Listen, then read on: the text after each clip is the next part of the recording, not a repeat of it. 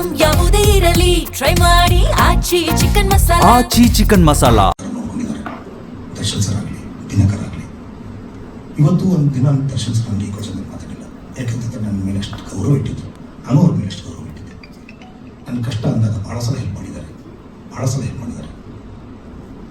ನನ್ನ ಸ್ವಂತ ಅಣ್ಣನ ಥರ ಅವರು, ಸಿಂಪಲ್ ಆಗಿ ಹೇಳ್ಕೊಂಡು ನನ್ನ ಸ್ವಂತ ಅಣ್ಣನ ಥರ. ದಿನಕರು ನನ್ನ ಅಷ್ಟೇ ಹೆಲ್ಪ್ ಮಾಡಿದ್ದಾರೆ. ಬಟ್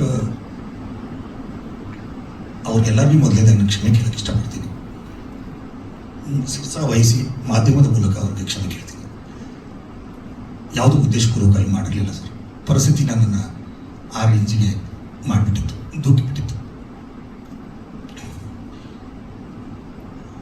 ನಾನು ಏನೋ ದೊಡ್ಡದಾಗಿ ಬೆಳಿಬೇಕು, ಏನೋ ಮಾಡಬೇಕು, ಮುಂದೆ ಏನಾದರೂ ಸಾಧಿಸಬೇಕು, ಹೆಸರು ಮಾಡಬೇಕು, ಆ ಜನಕ್ಕೆ ನಾನು ಕೈಲಿ ಆದಷ್ಟು ಹೆಲ್ಪ್ ಮಾಡಬೇಕು ಅನ್ನೋ ಒಂದು ಬರದಲ್ಲಿ, ಆ ಒಂದು ವೇಗದಲ್ಲಿ ನಾನು ಎಲ್ಲಿ ಹಿಡಿದೆ ಅಂತ ನನಗೆ ಗೊತ್ತಾಗಲ್ಲ. ನಾನು ಹಿಡಿಬಿಟ್ಟಿದ್ದೆ ಸರ್.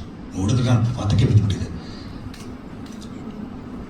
ಗೊತ್ತಿಲ್ಲ, ವಿಪರ್ಯಾಸ ವಿಧಿ ನನ್ನ ಜೊತೆ ಬೇರೆ ಏನೇನೋ ಆಟ ಆಡಿಬಿಟ್ಟಿತ್ತು. ಕೆಲವು ಫಸ್ಟ್ ನಾನು ಸ್ವಲ್ಪ ಇಂಟ್ರೊಡ್ಯೂಸ್ ಮಾಡಿಕೊಂಡು ಮುಂದುವರಿಸ್ತೀನಿ. ನನ್ನ ಹೆಸರು ಮಲ್ಲಿಕಾರ್ಜುನ್ ಬಿ ಸಂಕನಗೌಡ್ರು ಅಂತ. ನಾನು ಮೂಲತಃ ಗದಗದವನು. ನಾನು 2000ರಲ್ಲಿ ನಾನು ಇಂಜಿನಿಯರಿಂಗ್ ಮುಗಿಸಿ ಡಿಗ್ರಿ ಮುಗಿಸಿದ್ದೀನಿ. ಪಿ ನಂದು ಬಾಗಲಕೋಟೆಯಲ್ಲಿ ಮುಗಿಸಿ ಬೆಂಗಳೂರಿಗೆ ಬಂದು 2-3 ವರ್ಷ ಜಾಬ್ ಮಾಡಿದೆ. ಅದಾದಮೇಲೆ ನಾನು ಫಿಲ್ಮ್ ಡೈರೆಕ್ಷನ್ ಕೋರ್ಸ್ ಮಾಡಿ, ನನಗೆ ಫಿಲ್ಮ್ ಕಡೆ ಆಸಕ್ತಿ ಭಾಳ ಇತ್ತು. ಫಿಲ್ಮ್ ಡೈರೆಕ್ಷನ್ ಕೋರ್ಸ್ ಮಾಡಿ ಆನಂತರ ನಾನು MS ರಮೇಶ್ವರ ಹತ್ರ ಅಸಿಸ್ಟೆಂಟ್ ಡೈರೆಕ್ಟರಾಗಿ ಕೆಲಸ ಮಾಡಿದೆ. 15-20 ಪಿಕ್ಚರ್ಗೆ ಅಸೋಸಿಯೇಟ್ ಡೈರೆಕ್ಟರಾಗಿ ಕೆಲಸ ಮಾಡಿದ್ದೀನಿ, ಕೋ ಡೈರೆಕ್ಟರಾಗಿ ಕೆಲಸ ಮಾಡಿದ್ದೀನಿ, ಪ್ರೊಡ್ಯೂಸರಾಗಿ ಕೆಲಸ ಮಾಡಿದ್ದೀನಿ, ಡಿಸ್ಟ್ರಿಬ್ಯೂಟರಾಗಿ ಕೆಲಸ ಮಾಡಿದ್ದೀನಿ, ಸ್ಟಾರ್ ಮ್ಯಾನೇಜರ್ ದರ್ಶನ್ ಅವ್ರ ಮ್ಯಾನೇಜರ್ ಆಗಿ ಕೆಲಸ ಮಾಡಿದ್ದೀನಿ.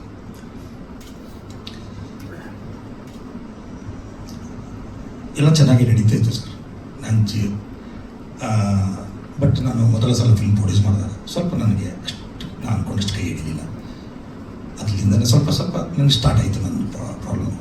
ಬಡ್ಡಿ, ಚಕ್ರ ಬಡ್ಡಿ, ಮೀಟ್ರ್ ಬಡ್ಡಿ, ಸುಸ್ತಿ ಬಡ್ಡಿ, ಗೊತ್ತಲ್ಲ ಸರ್ ಇಂಡಸ್ಟ್ರಿಯಲ್ಲಿ. ಅದನ್ನು ಕಟ್ಟಿ ಭಾಳ ಸುಸ್ತಾಗ್ತಿದೆ. ಇಷ್ಟು ಮಧ್ಯದಲ್ಲಿ ನಾನು ಡೈರೆಕ್ಷನ್ ಮಾಡಿದೆ, ಡಿಸ್ಟ್ರಿಬ್ಯೂಷನ್ ಮಾಡ್ತಿದ್ದೆ, ಪ್ರೊಡಕ್ಷನ್ ಮಾಡ್ತಿದ್ದೆ. ಕೆಲವು ಪಿಕ್ಚರ್ ಕೈ ಹಿಡಿತಿತ್ತು, ಕೆಲವು ಪಿಕ್ಚರ್ ಕೈ ಹಿಡಿತಿರಲಿಲ್ಲ. ಪರ್ಸೆಂಟೇಜು ಲಾಸು ಮತ್ತು ಪ್ರಾಫಿಟ್ ಪರ್ಸೆಂಟೇಜ್ ಲೆಕ್ಕ ಹಾಕಿದಾಗ ಪ್ರಾಫಿಟ್ ಪರ್ಸೆಂಟೇಜ್ ಕಡಿಮೆ ಆಯಿತು, ಲಾಸ್ ಪರ್ಸೆಂಟೇಜ್ ಹೆಚ್ಚಿಗೆ ಆಗಿತ್ತು ನನಗೆ. ಹೀಗಾಗಿ ಅದು ಬೆಳೀತಾನೆ ಇತ್ತು. ಬಟ್ ಏನು ಇವತ್ತಿಲ್ಲ ನಾಳೆ ನಾನು ಗೆಲ್ತೀನಿ, ಇವತ್ತಿಲ್ಲ ನಾಳೆ ಏನೋ ಮಾಡ್ತೀನಿ, ಒಂದೇ ಯಾವುದೋ ಪಿಕ್ಚರ್ ಕೈ ಹಿಡಿದ್ಬಿಟ್ರೆ ನಮ್ಮದೆಲ್ಲ ಪ್ರಾಬ್ಲಮ್ ಸಾಲ್ವ್ ಆಗ್ಬೋದು ಅನ್ನೇ ಒಂದೇ ಒಂದು ರೀಸನ್ ಏನೋ ಮಾಡ್ತಿದ್ದೆ. ಬಟ್ ಏನೋ ಫೈನಾನ್ಷಿಯಲ್ ಕಮಿಟ್ಮೆಂಟ್ ಮಾಡಿಕೊಂಡು ನಾನು ಆಲ್ರೆಡಿ ಜೀವನ ನಡೆಸ್ತಾ ಇದ್ದೆ ಸರ್. ಅಷ್ಟು ಅದರಲ್ಲಿ ಈ ಮೊನ್ನೆ 1-2-3 ಪಿಕ್ಚರ್ ಪ್ರೊಡ್ಯೂಸ್ ಮಾಡಿದಾಗ ಅದು ಲಾಸ್ ಆಯಿತು. ನಾನು 1-2-3 ತೆಲುಗು ಪಿಕ್ಚರ್ ಡಿಸ್ಟ್ರಿಬ್ಯೂಷನ್ ಮಾಡಿದಾಗ ಅದು ಲಾಸ್ ಆಯಿತು. ಇನ್ನು ಬೇರೆ ಪಿಕ್ಚರ್ಗಳ ಹೆಸರುಗಳು ಹೇಳೋಕ್ಕೆ ಇಷ್ಟಪಡಲ್ಲ. ಭಾಳ ಪಿಕ್ಚರಲ್ಲಿ ನಾನು ಲಾಸ್ ಅನುಭವಿಸ್ಬೇಕಾಯಿತು. 2018 ಜುಲೈ 1 ನಾನು ಬೆಂಗಳೂರು ಬಿಟ್ಟಿರೋದು. ಬೆಂಗಳೂರು ಬಿಡ್ಬೇಕಾದ್ರೆ ನನ್ನ ಹತ್ರ ಬರಿಗೆ ಇದೆ ಸರ್. ನನ್ನ ಹತ್ರ ₹1 ಇರಲಿಲ್ಲ.